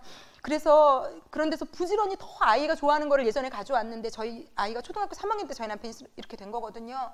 근데 이제 초등학교 3, 4학년까지는 그게 커버가 되는데, 이런 박람회에서 하는 것들이 그렇게 막 대단히 좋은 게 아니라 이제 제 아이는 남편이 너무 이 아이가 좋아하겠지 하고 가져온 것들이 언젠가부터 시큰둥한 거예요. 근데 저는 그게 되는데 아이에게 좋아해, 뭐 반응해, 이거가 얘도 이제 사춘기니까 잘 안 되거든요. 그러니까 이제 저희 남편이 교회에 있는 아이들이 다 자기 아이들인 거예요. 그리고 교회에 어려운 아이들 도와주고, 또 수요일이나 금요일이나 주일에 집에 차편 없는 아이들을 다 태워다 줘요. 그래서 어제도 수요일 저녁에 아이들을 다 태워주고 또 와서 저를 태우고 집에 갔거든요. 그래서 제가 너무너무 고마워했어요. 걔네들이 얼마나 고맙겠냐고. 부모도 교회를 안 다니는 아이들, 저녁까지 예배드리고 가는 아이들, 버스 기다리려면 너무 오래 기다려야 되는 아이들, 우리 남편이 다 태워주고, 그리고 그 아이들을 다 발표해요. 제 차 있나? 쟤는 집에 어떻게 가지? 그거가 이제 저희 남편에게는. 근데 제가 그거를 인정해주고 존중해주고 그 욕구를 고마워해주니까 저희 남편은 막 너무 행복해하는 거예요. 그래서 여러분, 우리의 남자들이 다 그러해요. 우리 남편은, 저희 남편만 그렇지 않아요. 여러분의 남편들이 매일 나가서 그 돈을 벌어서 나와 우리 아이들이 먹고 사는 게 여러분 당연한 거 아니에요. 우리가 왜 그걸 당연하다고 여기는지. 그러면서 그 사람은 이방인이고 맛있는 것도 우리끼리 먹고 재밌는 것도 우리끼리 하고, 이게 말이 안 되는 거거든요, 사실은. 그래서 제가 오늘 실천란에 적었어요. 꼭 남편에게, 아이들에게 가르쳐서 남편의 그 돈 벌어오는 거, 일하는 거 아이들에게도 가르치자. 아빠가 이렇게 해주는 거. 저는요 여러분, 제 아이에게 가르치고 싶어도 이제는 제 아이가 볼 때 우리 남편은 별로 하는 일이 없거든요. 그러니까 뭔가를 놓고 가르칠 게 없더라고요. 그런데 여러분은 하실 수 있잖아요. 여러분 하실 수 있잖아요. 제 아이가 조금 크면 제가 얘기해 주려고 해요. 아빠가 얼마나 좋은 사람인지, 얼마나 성실하고 얼마나 선하고. 근데 아직은 지금 어리고 사춘기라 제가 지금은 그냥 기도만 하고 있어요. 근데 저희 아이도 마음으로는 알아요. 그런데 마음은 원이되 육신이 약해서 틱틱거리는 걸 저도 알아서 지금은 저는 저희 아이도 그냥 기다려주는 중이거든요. 닥달하지 않고. 그래서 여러분들 아이에게 매일 아침 아빠가 우리를 위해서 이렇게 일찍 나가는 거고 안 놀아준다고 남편들에게 구박하지 마시고 이렇게 늦게 남편들이 들어오는 것은 우리가 이렇게 먹는 것, 입는 것 다 아빠가 이렇게 수고해서 우리가 먹고 입는 거야 라고 아이에게 가르쳐 주셔야 돼요. 아빠를 왕따시키고 우리끼리만 친하고 사랑하고 애틋한 것은 결국은 특히 아들들에게는 저주예요. 여러분, 아들들은요, 엄마가 아빠한테 한 것을 보면서 자기 자존감을 형성해요. 엄마가 아빠를 무시하고 엄마가 아빠를 하찮게 여기고 엄마가 아빠를 우습게 여기는 걸 보고 자란 아들들은요, 내면이 결단코 건강할 수 없어요. 딸들은 아빠가 엄마를 하는 것을 보며 자존감을 키우는 거고요, 아들들은요, 엄마가 아빠에게 하는 것을 가지고 자존감을 키우는 겁니다. 그래서 엄마가 계속 아빠를 무시하고 있다면 그 아이의 자존감은요, 남편이 망가뜨린 게 아니라 내가 망가뜨린 겁니다. 여러분, 내가 끊임없이 그 아들을, 남편을 무시하는 만큼 내 아들을 죽이고 있는 거예요. 그 아들 자체가 자존감이 없어지기 시작할 겁니다. 결혼해서 아마 조금만 아내를 센 사람을 만나면 금방 삭죽어 지낼 거고요, 아니면 엄청난 분노 가운데 컨트롤이 안 될 수도 있고요, 드러날 수 있는 이상한 가지수가 너무 많을 수 있어요. 그러므로 우리가요, 나를 쳐서 복종시켜서 해야 되는 일은요, 내 아이에게만 잘하려고 자꾸 하지 마시고요, 내 남편을 존중하고 존경할 수 있어야 됩니다. 그만큼 내 아들에게 좋은 선물을 주는 겁니다. 그래서 이것은 너무 중요한 일이다. 그래서 꼭 내 남편의 일의 욕구를 칭찬해 주면요, 그 남자가요, 역으로, 이게 아이러니하게도요, 때로는 잠깐 그 일을 접고 아이와 나에게 시간을 내줄 수도 있다는 거죠. 내가 그것을 달라고 그것을 조를 때는 안 해주던 것들이 그것 자체를 존중해 주면 그것이 나에게 선으로 돌아올 수 있다는 게 또 이 책이 얘기하고 있는 바입니다. 그래서 저희가 전략을 잘 써야 돼요. 되게 지혜로워야 되는 것 같아요. 되는 쪽을 공략을 해야 되는 거죠, 쉽게 말하면. 그래서 이 책을 어떻게 보면요, 남자의 어디를 공략하면 나한테 잘해준다, 이 책일 수도 있는 거예요, 어떻게 보면요. 그런데 우리는 지금까지 반대로만 했더라고요. 그래서 잘못했다라는 것을 알게 되고요. 예, 저 때문에 울려서 죄송하고요. 하여튼 그래서 저는 더 많이 적극적으로 저희 남편의 그런 것들을 좋아해 주기로 제가 마음 먹었거든요. 그래서 하여튼 네, 계속 좀 진도 나가 볼게요. 239쪽, 242쪽 넘어가 보겠습니다. 여기 지금 결국은 제가 다 설명한 걸 얘기하고 있어요. 제목이 당신은 일해줘서 고마워요 라는 말을 한 적이 있는가 라고 물어보는 겁니다, 이 책이. 그래서 이 책이 결국은요, 이번 주에 우리 꼭 하나씩 실천합시다. 남편에게 메모도, 너무 닭살이 돋으시면 메모도 좋고 손편지도 좋고 아니면 카톡도 좋고 문자도 좋고 괜찮으신 분들은 얼굴 대놓고 어떤 형식도 좋아요. 그런데 이번 주에 꼭 그 남자가 지금 일하고 있는 것에 대한 진심 어린 감사를 나와 아이가 표현하는 거. 그래서 여보, 밖에 나가서 일을 해줘서 고마워요. 그리고 제가 여기 너무 놀랐던 것은요, 어떤 아내가 그렇게 써줬는데 이 남자가 그것을 또 읽고 또 읽고 또 읽는다고. 남자들은 그렇대요. 저 깜짝 놀랐어요. 아내가 존경한다는 것, 그 사람의 가치를 막 귀하게 여기고 일하는 것을 기쁜다는 어떤 메모나 이런 걸 써준 것을 이 남자분이 그러더라고. 이 저자가 평생 남자는 간직할 거고 힘들 때마다 어려울 때마다 그걸 꺼내서 볼 거라고. 그러니까 남자에게 이 인정과 존중과 존경은 우리로서는 상상할 수 없는 원동력인 것 같아요. 우리는 가히 상상이 안 가는, 이해할 수도 없는 정도의 원동력인 것 같아요. 그래서 그렇게 좀 하면 너무 좋겠다. 그리고 243쪽 맨 위에 보면요, 243쪽에 그 결혼 관계에서 남자들은 한 여자에게 감동과 칭송을 받기 위해 행동한다. 그런데 여자가 그걸 인정만 해준다면 이 남자는 날개를 달고 뭐라도 그 아내와 아이를 위해서 하려고 한다. 그것이 그리고 여기 아까 제가 한 얘기가 써 있네요. 그 밑에 한 세네 줄 밑에 그는 당신과 결혼했고 당신의 응원이 영원히 계속될 것이라고 생각했다. 그러나 몇 년이 흘러 그는 자신의 일이 결혼과 가정과 함께 마무리된 것처럼 보이고 당신이 그가 일하는 노력들에 대해 고마워하기보다는 무시하고 있다는 느낌을 받을지도 모른다. 그리고 밑으로 쭉 내려오면 당신은 그가 원하는 것이 일에 대한 자신의 노력들이 지지받고 존경받는 것임을 알아야 한다. 그리고 밑에서 넷째 줄 위로 보면은요. 그러므로 당신이 최우선적으로 해야 할 일은 일을 하러 나가고 무언가를 성취하고자 하는 그의 노력들을 지지하는 것이다. 그가 아무도 자신을 고마워하지 않는다거나 자신이 단지 수입원에 불과하다고 느끼지 않도록 하라. 그래서 우리가 표현해야 되는 거고요. 예, 그 다음 정복은 잊지 말고 계급으로 넘어가겠습니다.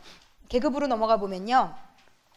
계급 밑에 있는 작은 글씨 247쪽 계급 밑에 있는 작은 글씨는, 그리고 혹시 이 책을 남자 쪽 부분 안 읽으신 부분은요.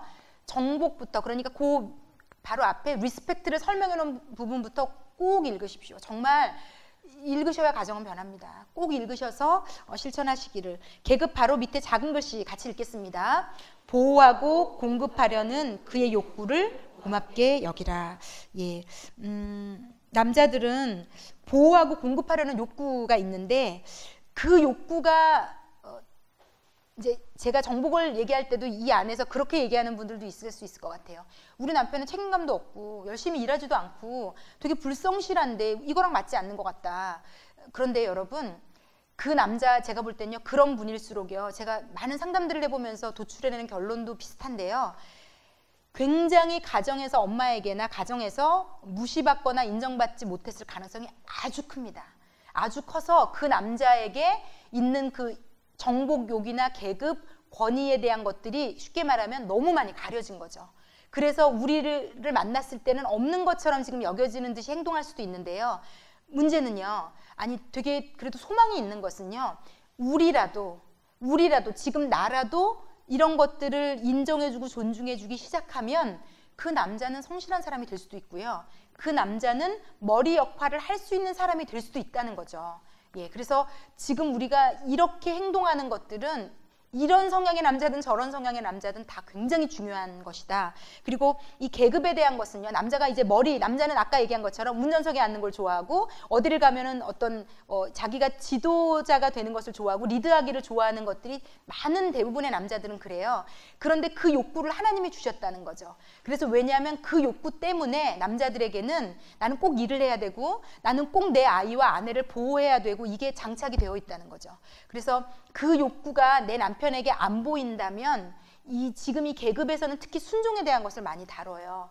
우리 아내들이 남편에게 순종해 줄 수 있다면, 따라줄 수 있다면, 그리고 여기에서 특별히 제가 팁으로 드리고 싶은 것은 우리 남자는 자기가 결정하려고 잘 안 하던데요. 이제 결정권을 주라는 거거든요. 순종하면서 남편이 결정할 수 있도록.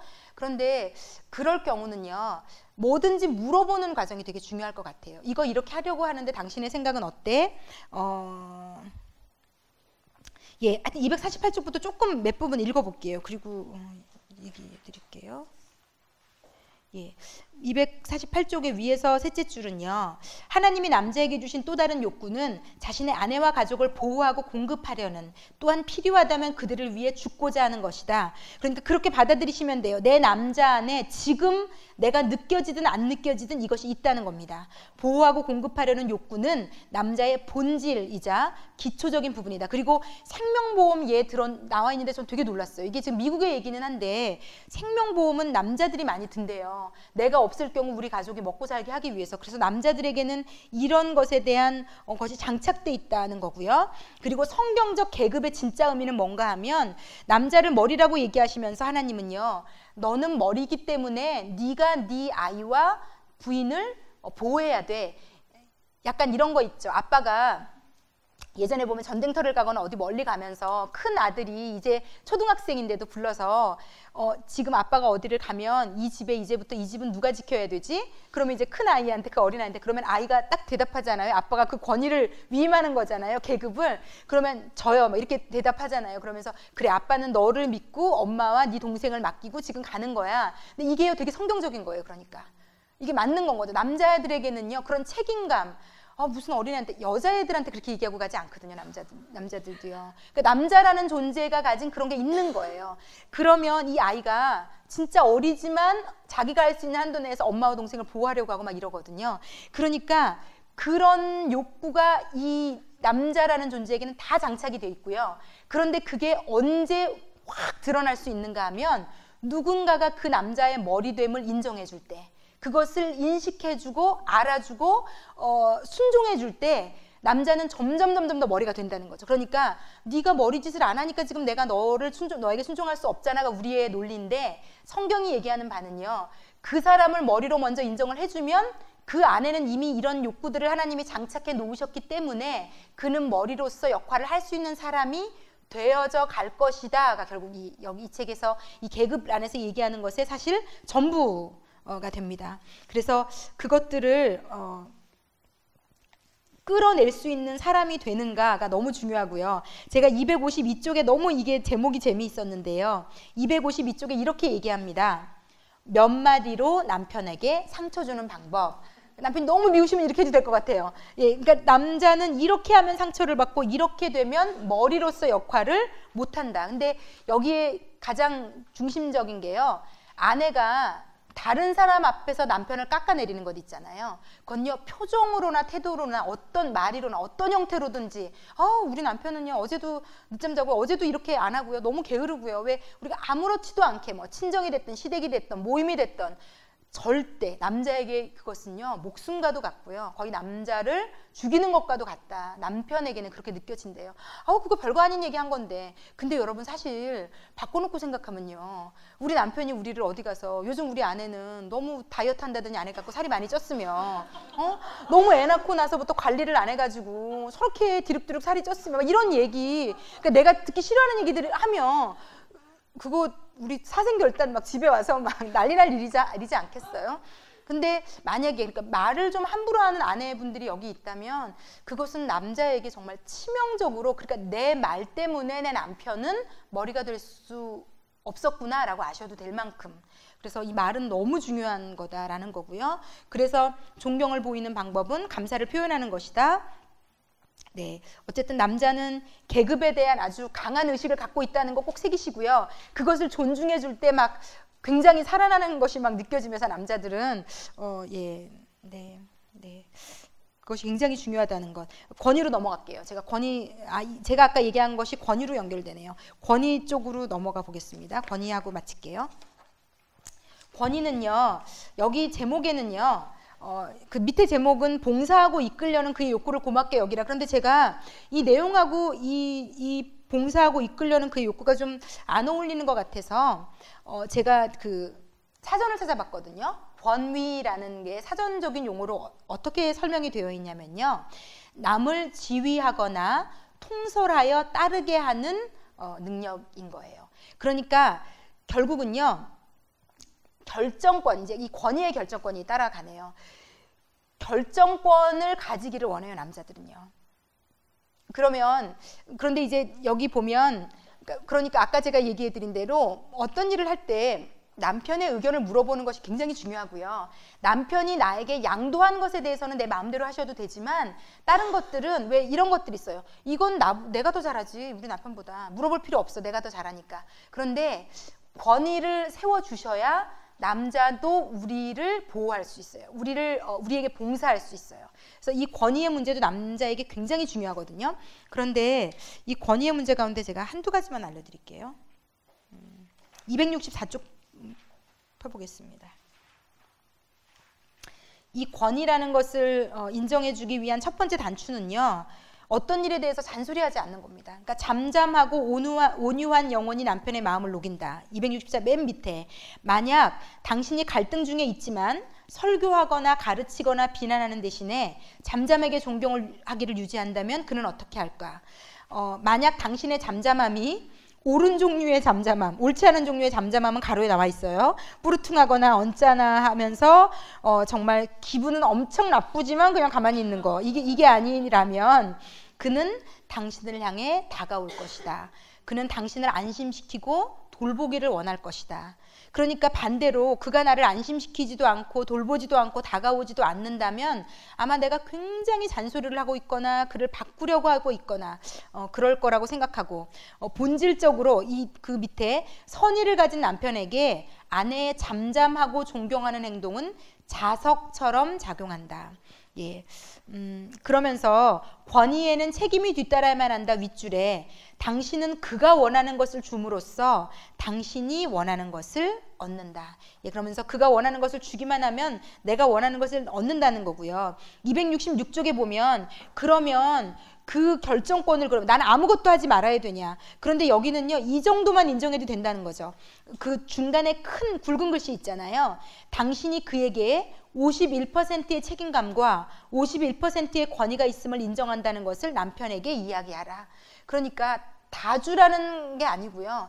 당신이 나보다 더 권한을 가지고 있다는 것을 인정해 주기만 해도 남자들은 굉장히 다른 태도들을 보일 수 있다는 것. 그리고 제가 267쪽이 너무 재미있기도 하면서 좀 우픈 얘기인데요. 267쪽의 중간쯤이에요. 한 단락 밑에 두 단락째쯤 나오는데 왜 그는 소극적인가 라는 부분인데 여기 이렇게 돼 있어요. 여러분들 중에 우리 남편은 소극적이라서 자기가 결정 안 하던데요. 그렇게 얘기하는 분도 있을 수 있어요. 여기도 이제 그렇다는 거죠. 나는 많은 아내들로부터 남편이 가족들과 너무나 분리되어 있고 가족들의 일에 소극적이라는 불평을 듣는다. 왜 그는 소극적인가?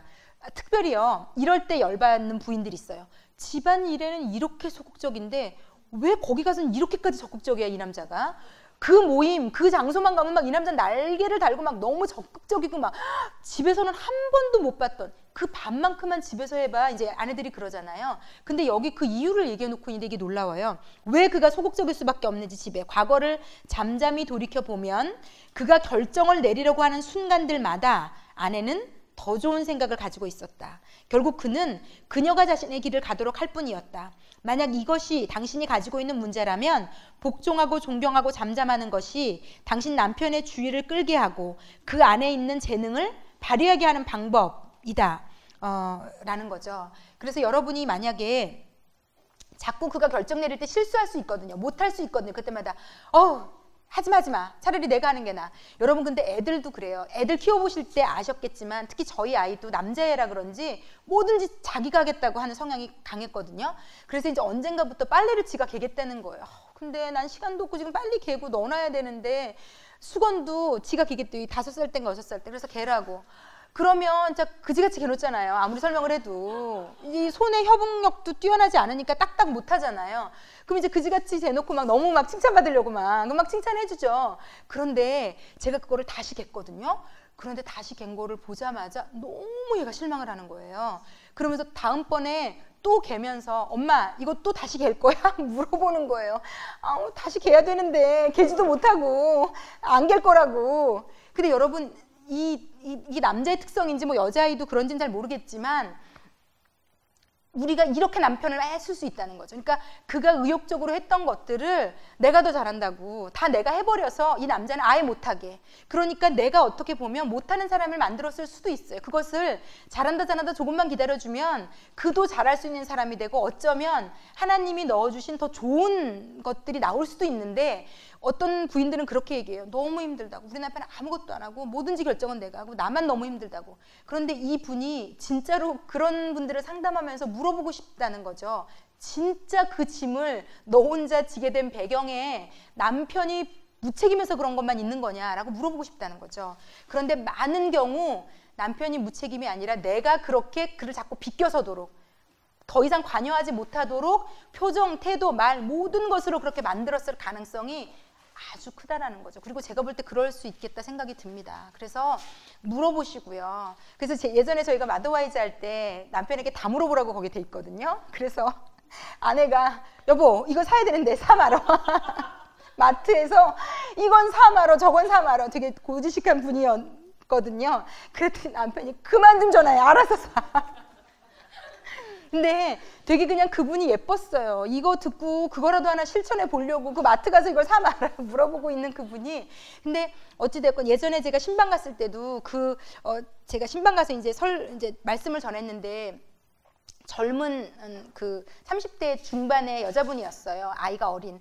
근데 목사님 저희 남편은 자꾸 결정해서 실수를 해요. 그러길래 제가 남편에게 얘기하시라고. 여보 나는 지금 당신이 이렇게 결정하는 것이 사실은 마음으로 좀 불안한 면도 있다. 그렇지만 하나님이 당신이 이 가정의 머리라고 얘기하셨기 때문에 나는 당신에게 결정권을 주려고 한다. 그리고 나는 기도할 거다. 그리고 남편에게 결정권을 양도해봐라. 만약에 이런 식으로 결정권이 됐는데 남편이 말한 대로 됐다 실패하잖아요. 많은 경우 그 남편이 다음에는 아내에게 물어보게 돼 있습니다. 왜냐하면 아내가 인정해 준 거잖아요. 자기의 마음은 동의하지 않음에도 불구하고 믿음을 가지고 남편을 지지해주고 밀어줬다는 걸 남편이 알고 있거든요. 그런데 그렇게 자기 마음대로 했는데 뭐가 망가졌으면요, 반드시 그 다음부터는 아내에게 묻게 되어 있어요. 그러면 그때부터 이제 아주 자연스럽게 남편도 살고 나도 사는 쪽으로 나갈 수 있게 되거든요. 그래서 그런 상황들이 너무 중요하다는 거, 나하기 나름으로 달려있는 영역들이 가정에 반드시 있다는 거. 그리고 마지막으로요, 제가 여기 보면은 맨 밑에 267쪽 밑에, 그런데 내 남편은요 너무 윽박지르고 자기 마음대로 하고 오히려 반대로 지멋대로 하려고 해요. 물어보지도 않아요. 만약에 남편이 지배하는 방식으로 행동한다면 그는 대개 통제력을 유지하려고 하는 것임을 기억하라. 이게 무슨 말이냐면요, 남자들은 나에게 책임이 있어, 내가 권위가 있어 라고 느낄 때 존재감을 또 느끼거든요. 그러니까 그 기분을 느끼고 싶어서 아내를 통제하려고 하는 남자들이 있어요.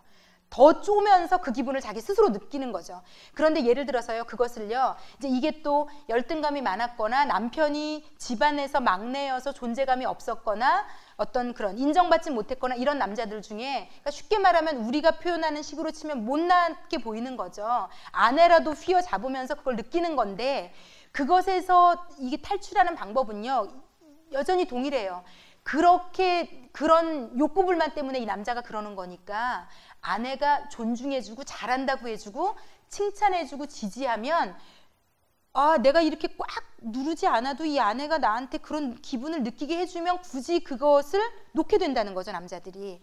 그래서 통제력이 강한 남자일수록요 오히려 지지해주고 칭찬해주고 인정을 해주면 점점 아마 그 통제가 느슨해지게 될 거라고 생각이 됩니다. 지금 그 얘기를 하는 겁니다. 그래서 지금 제가 여러 가지 다양한 남편들이 있을 수 있어서 여러 가지를 지금 예를 들어 드렸는데, 어찌되었건 여러분 결론적으로 이 정복력과 계급의식, 권위주의, 권위의식, 이게 지금 시대에는 나쁜 용어로 쓰이는 건데, 하나님이 이것을 좋은 의도로 우리의 남자들에게 다 장착해 놓으셨어요. 우리 아들들에게도.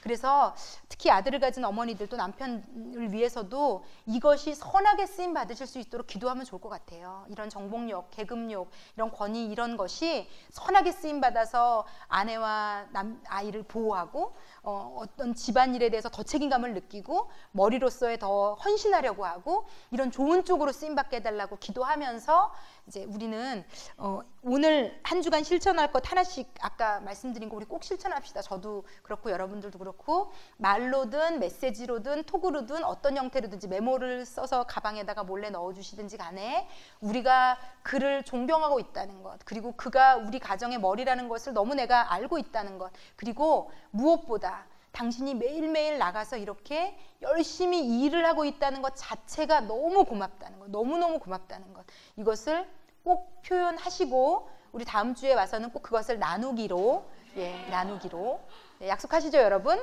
네, 유치원에서는 이렇게 다 손가락 걸고 약속하더라고요.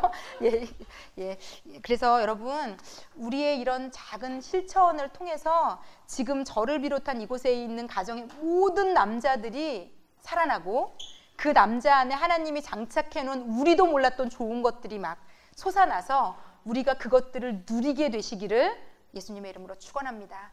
제가 기도하고 마치겠습니다. 사랑하는 하나님 아버지, 오늘 당신이 만드신 남자의 속성에 대해서 배웠습니다. 아버지, 당신이 만드신 남자는 참 우리와 다르네요. 그런데 우리가 몰라서 너무 많이 그들을 역으로 아프게 했고 실수했고 그들을 비참하게 했고, 그래서 그 에너지를 쓸데없는 곳에 쏟게 했는지도 모르겠습니다.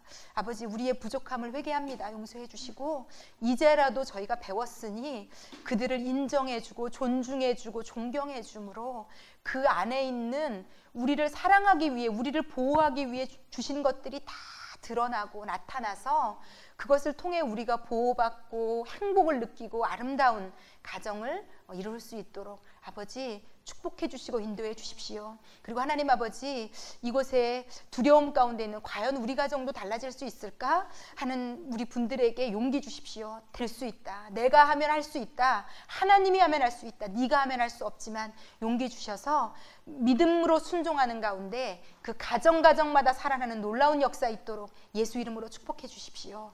감사를 드리며 예수님의 이름으로 기도했습니다. 아멘.